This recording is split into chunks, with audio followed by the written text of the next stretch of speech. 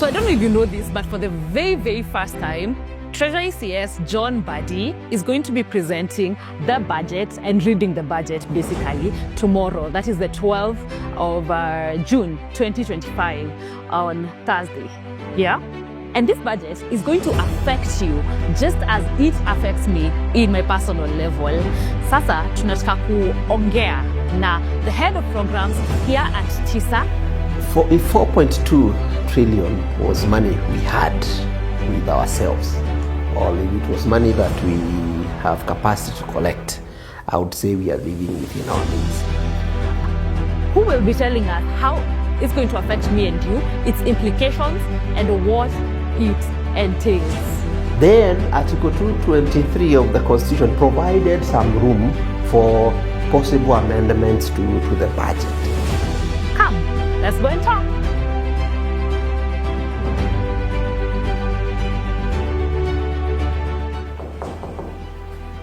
Hello, Mr. Rithii. Hi. How are you? I'm fine. Good to see you. Asante sana. Welcome to TISA. Thank you so much. Do you expect to see some public participation from TISA Of on course, the budget? a lot of it we will be very busy. Yeah. With our budget, we need to know what is happening. In any case, we've been at it. Yeah. And the finance bill now, the budget is here. Yeah. We've been to Parliament, we've been to Treasury over that time. And we hope that the budget will work for us and we'll get to participate. Yes. That's beautiful. Thank you for inviting us to your office. Yeah, I think we know. Child, you are going to For budget yeah, next time. we'll work on that. But that's okay. I think we can start the conversation now. It's okay. Yeah. So, Mr. Rithii, a 4.2 trillion up from a 3.9 trillion in the 2024-2025 budget. Are we living beyond our means? That's a good question. If 4.2 trillion was money we had with ourselves, or if it was money that we have capacity to collect, I would say we are living within our means. But looking at the numbers, 4.2 trillion against a revenue of 3.3 trillion tells you that there is a big gap. And the numbers that we've seen going to the National Assembly indicate that we are going to have a budget deficit of 876.1 billion. That then tells you that we are going to spend somebody's money. Unfortunately, a bulk of that money will be borrowed domestically, about 592 billion. And then the remaining 284 billion will be borrowed externally. This comes against a backdrop of a report by the World Bank that indicates that we are already in debt distress, because our overall debt right now stands at anywhere between 11.4 trillion or thereabout, because at the end of March we were at 11.35 trillion. That is the total debt stock. A majority of that debt stock, about 6 trillion, is from domestic borrowing, and then about 5-point-something trillion is external borrowing.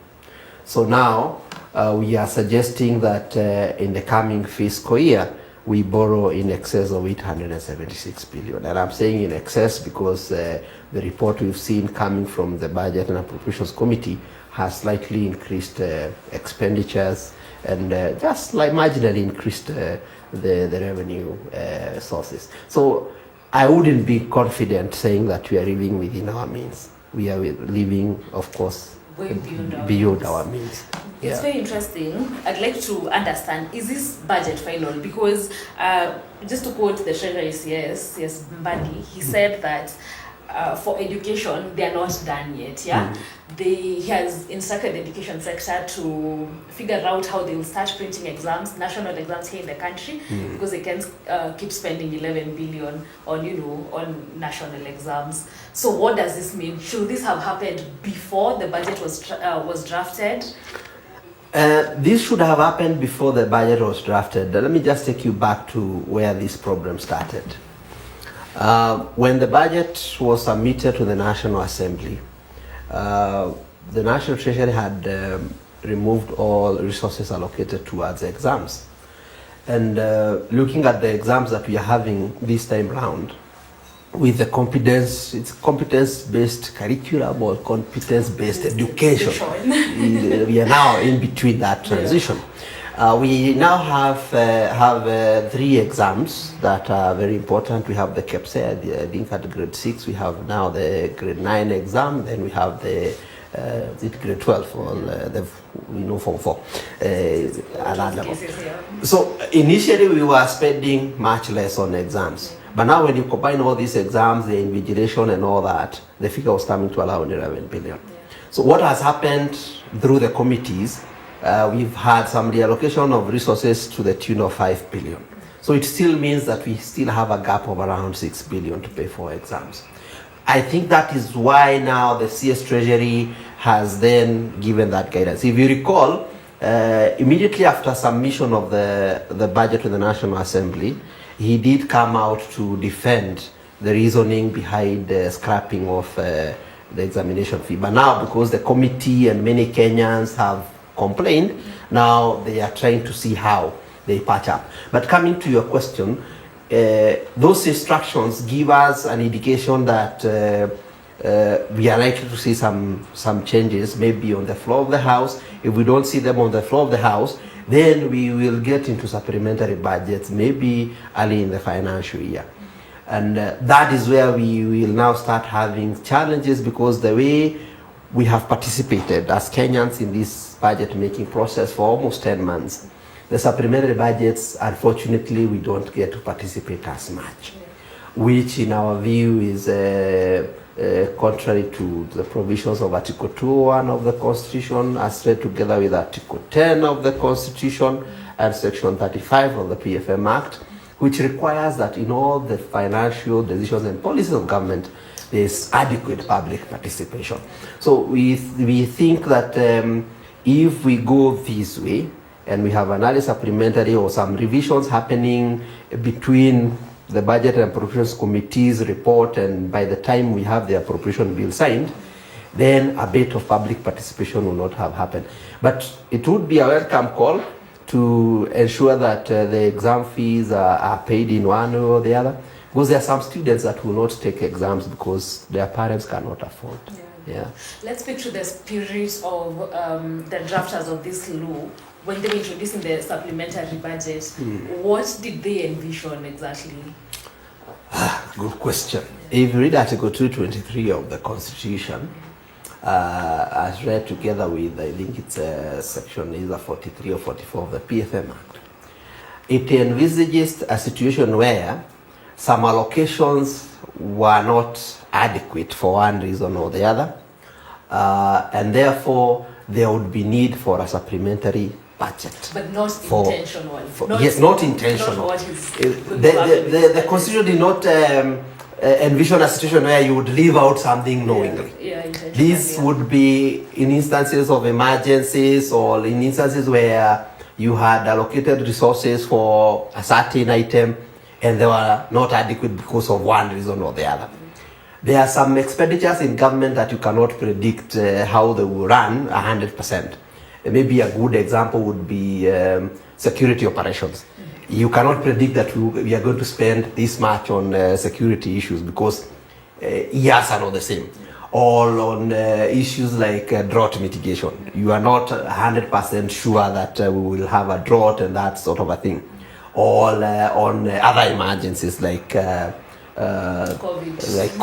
and things of that nature. When they show up, then Article 223 of the Constitution provided some room for possible amendments to the budget. But it did not envision that we would leave out certain expenditures that we know will come, and then we use the supplementary budget to rectify them. That is actually one of the principles of public finance, and Article 2(1) of the Constitution is prudent utilization of resources. And these should start from budgeting. You ensure that you do your proper analysis of the expenditures that you expect to have, and then you plan for them adequately. That is why our budgeting cycle takes a whole 10 months. It starts in August, end of August. So starting from September all the way to end of June, we are in a budget process. And it takes it's a lot of work, by the way, and we applaud government for that. It's a lot of work. Anybody who has been through that process knows it's a lot of work. You start from preparing the budget, review out to paper, the sectors go and retreat, they come up with sector reports, then we're going to coming up with a budget policy statement, then another whole 2 months of putting together the numbers between March and April, and then the ministries will appear before departmental committees of the National Assembly. A lot of work will happen in there. And then finally we have the appropriation bill and the finance bills going through. It's a lot of work. It's a lot of work and a lot of planning happens in there. So the reason why the Constitution made it that elaborate is to ensure that we have ample time as a government to plan for all these things and ensure that all the expenditures that need to come in, they do come in. It didn't, as in the Article 223 did not envisage a situation where we leave out key priority areas, then we rectify them in a supplementary. Yeah. Yes. That is well noted. So some of the sectors that have been allocated more money as opposed to, the budget raising right now, the 2024-2025 are health and agriculture. And just to be clear about the numbers, health has been allocated 133 billion. That's an increase of 9 billion. Agriculture has been allocated 44 billion. That's an increase of 3 billion. And it makes me wonder, these are sectors that are devolved. What does this mean? If you look at Schedule 4 of our Constitution, it demarcates between those functions that belong to the national government and those that belong to the county governments. What was envisaged is by the time we go into devolution, resources would follow functions. So in essence, any resource that is associated with a function in agriculture and health that is not policy related should go to county governments. So when we see now these bumps in those allocations, then we ask ourselves whether we have fully devolved as envisaged in the Constitution. Ordinarily, what we should be seeing in the Ministry of Health and the Ministry of Agriculture is them retaining the policy function. Then programs like, and we've seen governors make a lot of noise, programs such as the fertilizer subsidy, which takes quite an amount within agriculture, programs such as the managed equipment services under the Ministry of Health should essentially go to county governments because they are the ones that are in charge of those functions. So when we see that bump, then we are a bit worried because we're asking ourselves, why are we retaining so much in the national government while this money is supposed to go to county government? Unless these are instances where these programs that are donor funded and the loan agreements are with the national government. Because I think up to now, yes, we have provisions that allow for county governments to borrow externally and be guaranteed by the national treasury, but I think up to now we've not had any county that has managed to go through the process and borrow externally. And I think the process is a bit difficult because I've seen governors trying to ask that they be allowed to borrow, to ask for donations directly. Yes. Yeah. So the process is a bit cumbersome, and I think one of the reasons why maybe government has not gone that way, if you look at even now, the accumulation of pending bills in counties is a bit worrying. So the counties then need to show that if we have some debt obligations, we are in a position to pay them or manage them prudently. By all means, and I don't want to seem like I'm biased to counties, what we've seen does not indicate that we have matured to the level where we can manage our debts. Although even the national government has a significant amount of debt, but the rate at which county governments are also accumulating debt is also worrying. But I think we did see Laikipia County try to advance a process where they wanted to borrow. I think they wanted to issue a bond or something, and they went all the way to almost getting it, but then I don't know what happened. I don't have the details, but the Lord has provided for that. But then at the end of the day, it's the National Treasury that will guarantee that loan. So at the end of the day, it will form part of their debt stock. And I think currently looking at where we are with our debt numbers, then the Treasury would be a bit hesitant to then go that route, given that we are already sort of struggling with the national debt. Okay. I'm particularly interested about vaccines. So vaccines has been allocated 4.6 billion. Yes. And that is the same amount that's in the previous budget. Yet we are grappling with a shortage of vaccines. And I say this as a new mom who has really looked for polio in this Nairobi. What does that mean? And this is despite the directive by US President Trump to, stop funding Gavi, which is the Global Vaccine Alliance. So what does this mean for us as a country? Well, the situation in health is quite worrying. I was shocked the other day when the PS in that ministry came out to tell us that we are having shortages of, especially polio. I think there was polio. There was one other, GBV. So that is worrying because polio is a dangerous disease when it comes your way.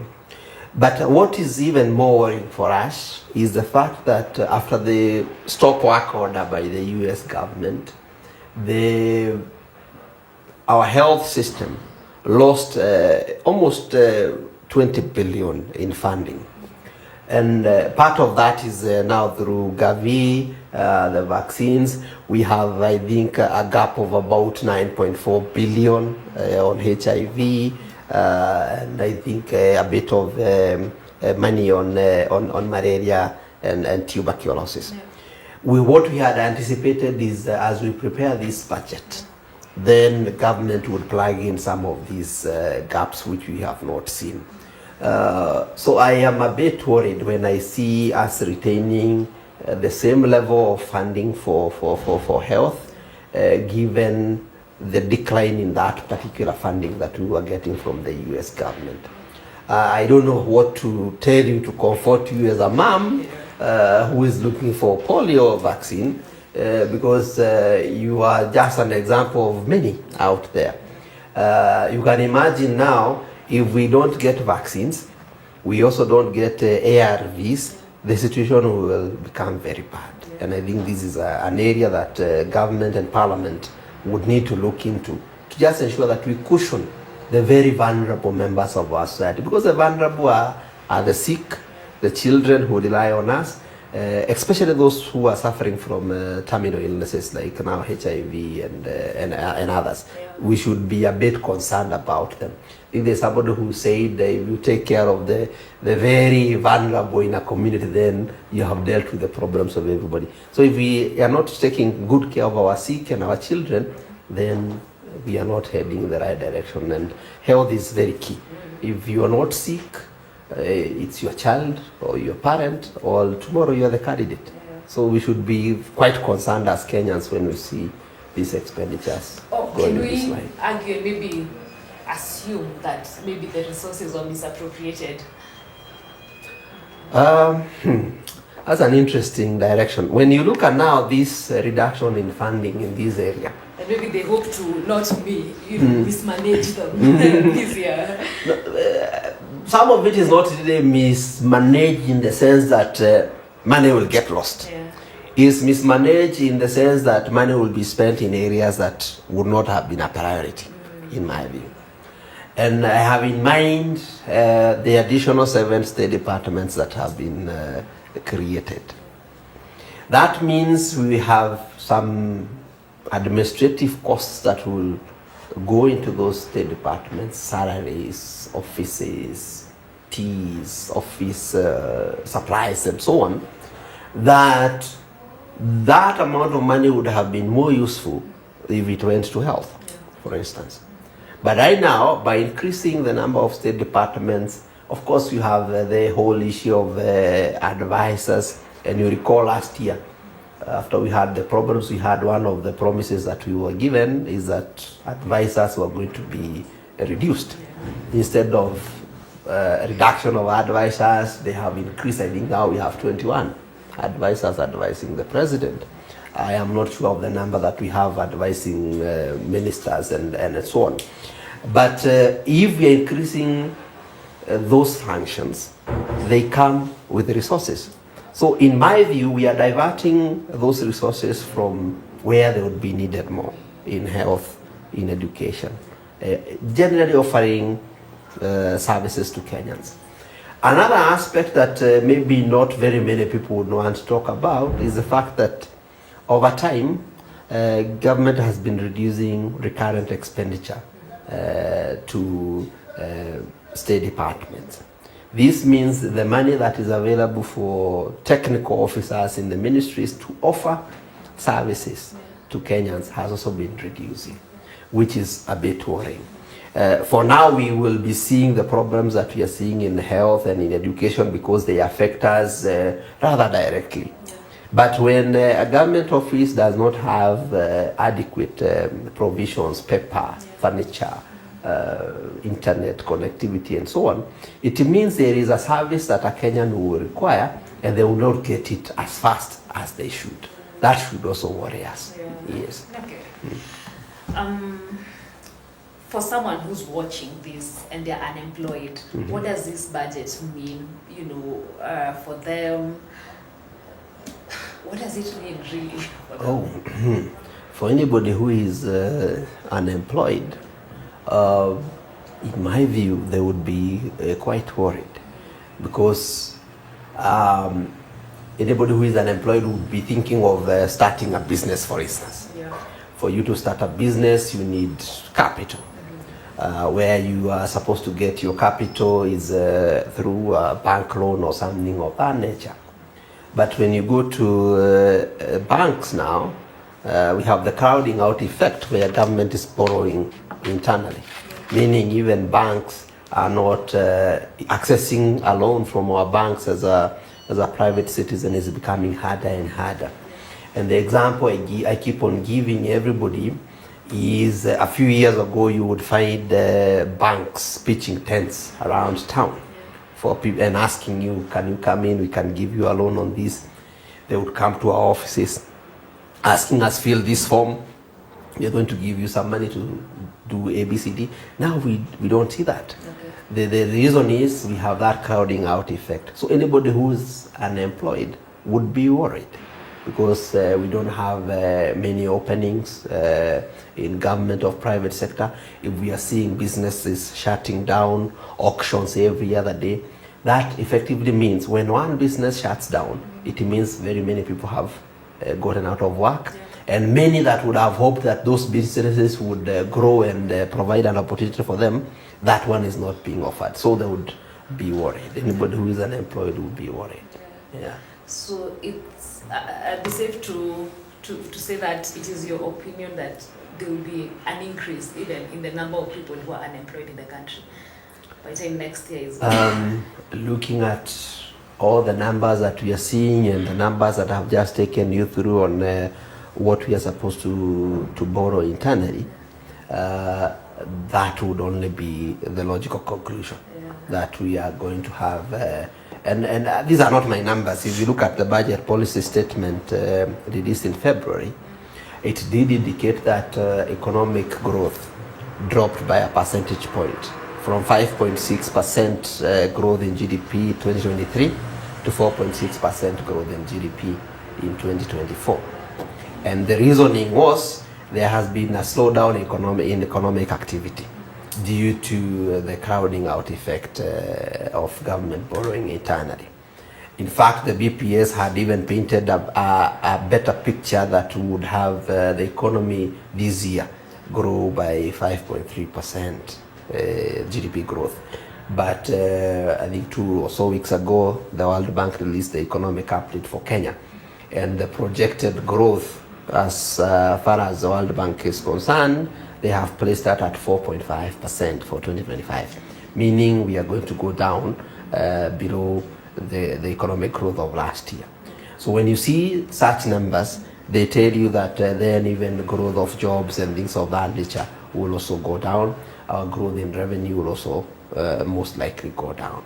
So looking at those numbers, my only inference would be, unless we have certain changes in the way we are planning our budget, we are likely to be worse off next year. And there is another factor. If you look at now what is happening across the country, politics is starting to, the fever is starting to go up, both from the opposition and from government and all that. So we are likely to slide back if we are not careful. Yeah, and that's just caution that we are offering, looking at the numbers that are there. Yeah. Okay. And finally, let's talk about accountability, because that is what TISA is all about. What is our role as citizens, as the media, as you, TISA, as an organization? That's a good one. That's now a pet subject. In the last few months, the government did request the IMF to conduct what is called a governance and corruption diagnostics. And I think in March we did have meetings with the team that will be conducting the governance and corruption diagnostics. And I'm well informed that that team will be coming to Kenya next week to conduct the governance and corruption diagnostics. And that particular study is supposed to help government to seal some loopholes in leakages and areas that IMF will do a study and see if you stop doing this or did this right, then your fiscal environment will be better. But given that we don't know how complex the IMF study will look like, we have initiated a citizen governance and corruption diagnostics as a Uchumi coalition. And we intend to have it released before the end of this month. So that then we look at the whole aspect of accountability from a lived perspective, from a citizen's view. Because if you've seen World Bank and IMF documents, they are a bit bulky and a bit technical for an ordinary citizen. But for us, we want to do it from an ordinary citizen's perspective, so that we look at it from a lived reality. This is what we are seeing. If we see these heavy expenditures in government, high debt levels, and the reported cases of misappropriation of funds, how does it impact on the ordinary life of a Kenyan? So in our view, if we were to reduce a bit of wastage in government, we also ensure that we are a bit prudent in how we utilize our resources, because most of the money that is spent in government is not all of it that is lost, as I indicated earlier, but some of it is spent in ways that it would have been more effective if it was spent in other ways. For instance, there is a reason why our constitution capped the number of ministers. Unfortunately, and I say unfortunately from where I sit, we did not cap the number of principal secretaries or state departments. And these are areas where you have procurement happens at that level. So, and we've seen studies that indicate that most of corruption in Kenya happens at procurement. So the higher the number of procuring entities you have, from a coordination perspective, the higher the level of corruption you are likely to have. So if we were to reduce the number of state departments, then if you use the coordination matrix, then the level of corruption is likely to reduce. So we are seeing incidences of corruption coming up. I think 3 or 4 days ago, we saw the issues that were coming out of NSSF. These are not very good numbers to see as a Kenyan, hearing that this amount of money got lost here, this amount of money got lost there. And the unfortunate thing is we have not seen very serious cases going all the way to the end. What we've seen in the recent past are people who have been accused of A or B, then their cases move along the criminal justice system, and eventually they just disappear. That doesn't give the Kenyan a lot of confidence. However, we are still working hard to teach Kenyans and let them know that they have a responsibility to ensure that they are the watchdogs of their own money.